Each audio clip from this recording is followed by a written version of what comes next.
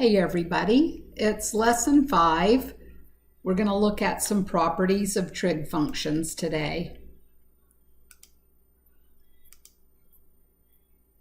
To be successful when we study calculus, it's important to know some of the basic properties that occur with the 6 trig functions. Ratios on the unit circle in the sketch that we have here shows theta is in standard position.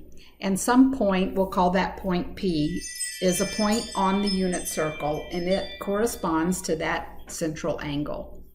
And we want to complete the table here. So we know, we said earlier in our last lesson that sine was the y value and cosine was the x value. So tangent was y divided by x. And we could get that by dropping a perpendicular down to the x-axis and labeling these values x, y, and the radius was 1. And we found out that the x term was the cosine, and the y term was the sine, and that sine divided by cosine is tangent. So we know the reciprocal functions and, having a hard time writing an X there, and can complete this chart. Now, on the next thing we're going to talk about is the domain and the range of the 6 trig functions. So remember how we had the quadrantal angles when there was a undefined situation. We had to consider division by 0.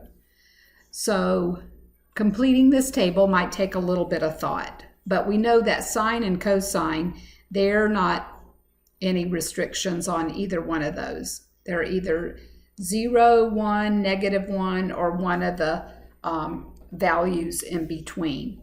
But tangent, if you recall, we had a problem for tangent at 90 degrees and at 270 degrees. So tangent has undefined at pi over 2, which is 90, and at 3 pi over 2, which is 270. And then cosecant would have been undefined on the other quadrantal angles. That would be at 0 radians and at pi radians. And then cotangent would also be the same as cosecant, and secant would also be the same as tangent. So tangent and secant are going to have problems. And we'll go back and look at our picture here in a minute.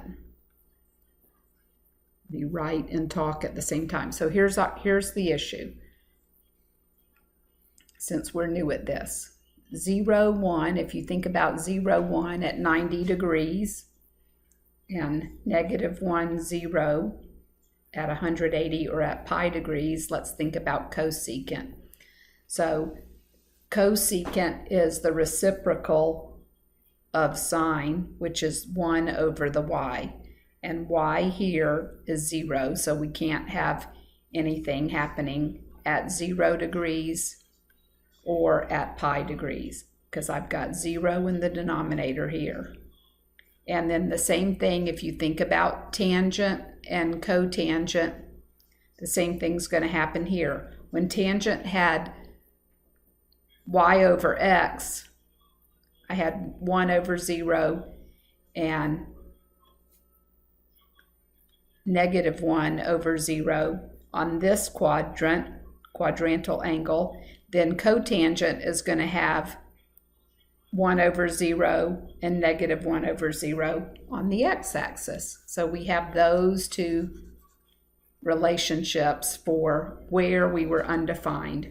And like I said, if you look back at the notes from our last lesson, you'll see that that happened on that table we filled out with the quadrantal angles. Okay? So looking at domain and range, we know domain for sine and cosine is all reals. And the range for sine and cosine is going to be an infinite number of values in between -1 and +1 inclusive. So they won't go beyond bigger than -1 or +1. Now tangent, you're going to discover that tangent is going to have odd multiples of pi/2 as asymptotes when we start to graph. And writing that out algebraically or using math, we can say pi/2 plus pi k, where k belongs to the integers, is a way to write odd multiples of pi/2. And you can see cosecant has integer multiples of pi. So we could write that this way: pi times a constant, where that constant is an integer. So that means pi times 0, pi times 1, pi times 2, pi times 3, pi times -1, pi times -2. Any integer is going to be an undefined situation for cosecant. And then tangent and secant match, so this is also the domain restrictions. I should say they're not allowed to be domain restrictions. So it can be anything except odd multiples of 90 degrees. And same thing for cotangent, is just like cosecant. It can be anything except multiples of pi.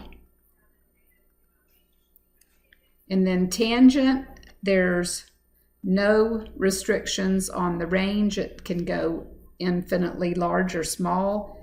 But cosecant, we'll see when we graph that cosecant is going to have to be any number from -1 below or any number from +1 and up. There's a little gap between -1 and +1. And the same is going to happen for secant. Secant and cosecant have the same range. And then cotangent and tangent have the same range. They're infinite. Okay? So just a couple of things that we'll see as we start to graph these. So the behavior of sine and cosine repeats after one revolution, and this repetitive or cyclic pattern is called periodic. Therefore, one cycle for sine and cosine has a period of 2 pi, but tangent has a period of pi. Same thing with cotangent. Now, if we want to evaluate 23 pi over 3, we're going to want to find that reference angle. And like we did earlier, I want to take off every 2 pi rotation away from 23. So we're trying to think how many 6 pi over 3s can be removed to get rid of and find the remainder or that residue left over for 23 over 3. So if you think about it, you could take 23 and subtract 6 and subtract 6 again and subtract 6 again. That's 18, and that would leave us 5 pi over 3. So we could say that sine of 23 pi over 3 is coterminal to sine of 5 pi over 3. So this is the reference angle, because I can get 18 pi over 3's taken out of there, and it would leave 5 pi over 3. You follow what I'm thinking about? That residue, the remainder, what's left over. And we know sine of 5 pi over 3 is going to be down here somewhere, and sine is negative in quadrant 4. So I'm thinking I'm in quadrant 4, and that's a 60-degree angle, so that's tall on the y, which is negative square root of 3 over 2. See how I reasoned through that? Now, cosine of 17 pi over 4, if you think about 16 pi over 4, that's around the unit circle twice. So if we took away the 16/4, we could have a coterminal angle of pi over 4. or a reference angle. And using that 45-degree angle, that's square root of 2 over 2. Same thing with 9 pi over 2. If you think about it in a rotation way, if I start here on the positive x-axis and go all the way around one time, that's 4 pi over 2. If we go all the way around again, that's 8 pi over 2. And if we go down here, we're at negative pi over 2. So the tangent at negative pi over 2 is the y divided by x, which causes division by 0, and that makes that value undefined there. And then the very last one, 29 pi over 6, is coterminal to negative 5 pi over 6. And I'm thinking about the unit circle.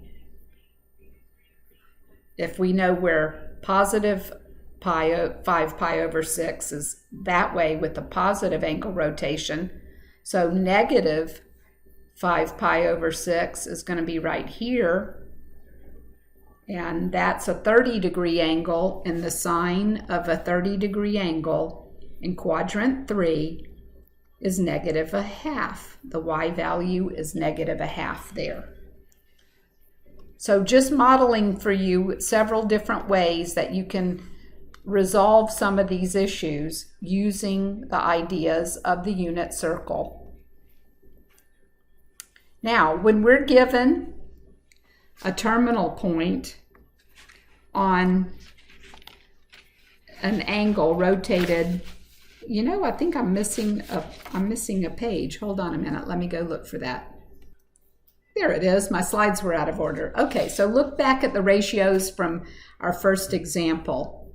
Can you name the reciprocal identities and the quotient identities in terms of the trig functions?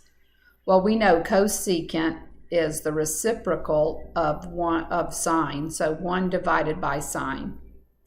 And secant is the reciprocal of cosine, and cotangent is the reciprocal of tangent. Now the quotient identities, we said that's y divided by x. So if tangent is y divided by x, and the ordered pairs on the unit circle are cosine and sine, then the quotient identity for tangent, since tangent is the y value divided by the x value, would be the sine of the angle divided by the cosine of the angle. And then cotangent would be x over y, or the cosine of an angle divided by the sine of an angle. So we're going to use these identities as we move through the rest of chapter 4. So now we can look at this. When you're given the terminal point of an angle rotated on a coordinate plane, you should create a right triangle by dropping a perpendicular back to the x-axis and use the Pythagorean theorem to find the hypotenuse. So we're given an angle, theta, and the terminal side is located at negative 2, positive 5. So this is not on a unit circle, but this is the ray. And we're out here at the point negative 2, positive 5. So that meant we went on the x-axis 2 to the left, and on the y-axis 5 when our initial angle was spun there. This is the terminal ray. That makes this angle in here my reference angle, right? So we're looking at this reference triangle, and we need to find the hypotenuse. So a squared plus b squared is going to be c squared, and c is 29, the square root of 29.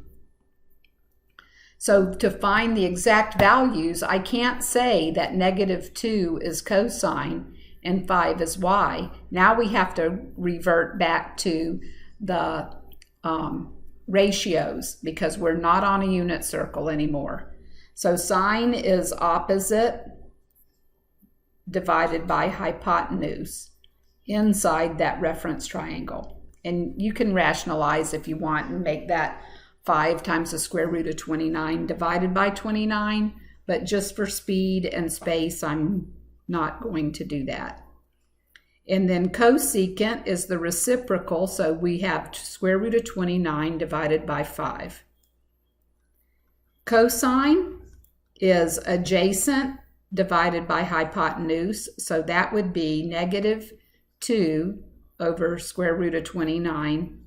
And then the reciprocal function secant would be negative square root of 29 divided by 2. I'm moving the negative to the numerator. And then the last two functions, tangent is opposite to adjacent, so negative 2.5. And cotangent is the reciprocal, adjacent to opposite. That would be negative 2 over 5. So negative 5 over 2, negative 2 over 5, keeping the negatives in the numerator. So this is finding an exam and all 6 trig functions for a point that is not on the unit circle. It's just rotated around into some XY location. So here's one we can use the ideas of either drawing the triangle or the identities.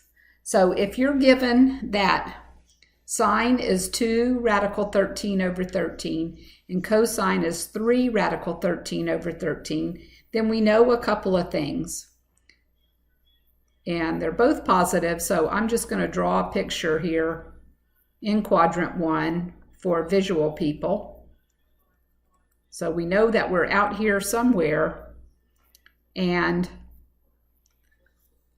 these are rationalized, so I know that the hypotenuse is square root of 13 just by looking at the way the expressions have been rationalized. And I also know that sine, so if this is my angle of interest in here, sine is opposite over hypotenuse, so that would have been 2 divided by square root of 13, and cosine is adjacent over hypotenuse, so this leg would be 3. And then you can kind of verify it in your brain that 2 squared plus 3 squared is 13. The hypotenuse is 13. So they want us to find the remaining trig identities, trig functions of the angle using identities. So if you know that sine was 2 over radical 13, then you also know that cosecant is the reciprocal, so radical 13 over 2. And if you know that cosine was 3 divided by radical 13, then you know secant is radical 13 divided by 3. And then if we wanted to use tangent following the directions, if tangent is sine divided by cosine, using those identities in the simplified form, you know that sine divided by cosine is going to produce 2/3, and then cotangent would be the reciprocal of that, or 3 over 2. So just using the identities that we just discovered, cosine divided by sine would be 3 over 2. Okay, so a couple of different ways we can use these properties of trig. Now, same thing again. If I have tangent of 50 and sine of 50 divided by cosine of 50, sine over cosine is tangent again. So tangent of 50, no matter what it is, subtracting tangent of 50 is going to give us 0. And then cosine of 400 degrees, that looks like a typo. Oh, no, it's not, because cosine of 360, think about this, cosine of 360 and 40 more What do we know about cosine all the way around at 360? That's 1. So cosine of 360 is 1, and cosine of 40, this is just 1, and cosine of 40, need to write that better. Cosine of 40, so secant is the reciprocal of cosine, so we could take this piece for cosine of 400, simplify that down to cosine of 40, and then secant is 1 over cosine. So 1 over cosine times cosine is going to cancel, and that would be just a 1. And then here, this last one is cosecant of 13 pi over 6. That's going to be the same thing similar to this, because 12 pi over 6 gets me all the way around, and 1 more pi over 6 would give us 13 pi over 6. So same idea as letter B. I've got sine of pi over 6 and cosecant of pi over 6. And if we rename cosecant to be 1 divided by sine, since they're reciprocals of each other, then the two signs cancel. And again, we have another name for 1. So those are pretty simple. And then the biggest identities of all will be the Pythagorean identities. So let's say again, we have some point xy on the unit circle that corresponds to our angle theta. And if it's inside this unit circle, see my unit circle is coming along here, and there's that point xy with the radius of 1, then that unit circle is, the equation for that circle is x squared plus y squared equals 1 squared. But we know x is cosine and y is sine. So that means sine squared plus cosine squared is equal to 1, or x squared is cosine squared. It doesn't matter which order you write it in. So this is going to be super, super important to memorize. And then the other two, you really don't have to memorize. There are 3 Pythagorean identities, the 3 main ones. You can derive them anytime you want just by simply taking the one that you're going to memorize, sine squared plus cosine squared equals 1. And one time we're going to divide by cosine squared all the way across each term. Divide each term by cosine squared. And then the next time we're going to take the same identity, sine squared plus cosine squared equals 1. And this time we're going to divide all the terms by sine squared. And that way you don't have to fill your brain. You can just derive them anytime you need them. So looking back here, sine over cosine is another name for tangent. So if you have agreement on the powers, then sine squared divided by cosine squared is tangent squared. And then a cosine squared divided by itself is a 1. And 1 over cosine is secant. So 1 over cosine squared is secant squared. So you can either memorize this one, or you can derive it using the main one that we know. And then in this bottom one, here's another name for 1. And cosine divided by sine is cotangent. So cosine squared divided by sine squared is cotangent squared. And 1 over sine is cosecant. So 1 over sine squared is cosecant squared. This is the third one. So we have 3 Pythagorean identities. This one, and our main one that we just looked at from the unit circle. Now, how can we use those in another way. Let's say that you are told tangent is -1/2 and the sign is positive. Well, we said all students take calculus. So where can tangent be negative? Not here and not here. And where is sine positive? So sine's positive in quadrant 2 and tangent's negative in quadrant 2. So our angle was drawn in quadrant 2. If we drop a perpendicular back down there, we have a reference triangle.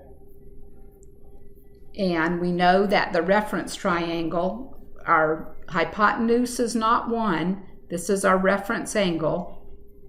But we do know that we went left 2 and 1 up. And what's the hypotenuse?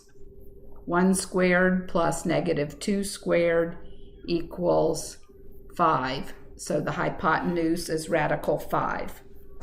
And then that way we can use that reference triangle, went too far, and name our 6 trig functions.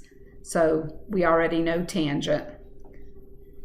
Sine is opposite over hypotenuse, which is 1 over square root of 5.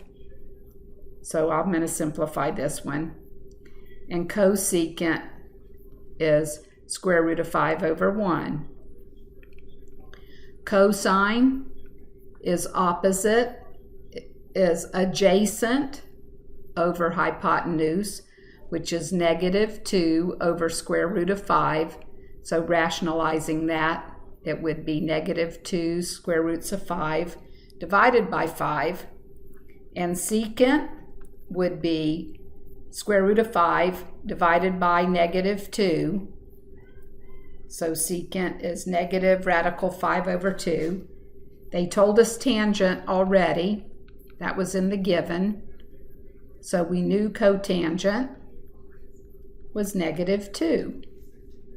And that's pretty simple. And we're at the end of the lesson. Until next time. See you then.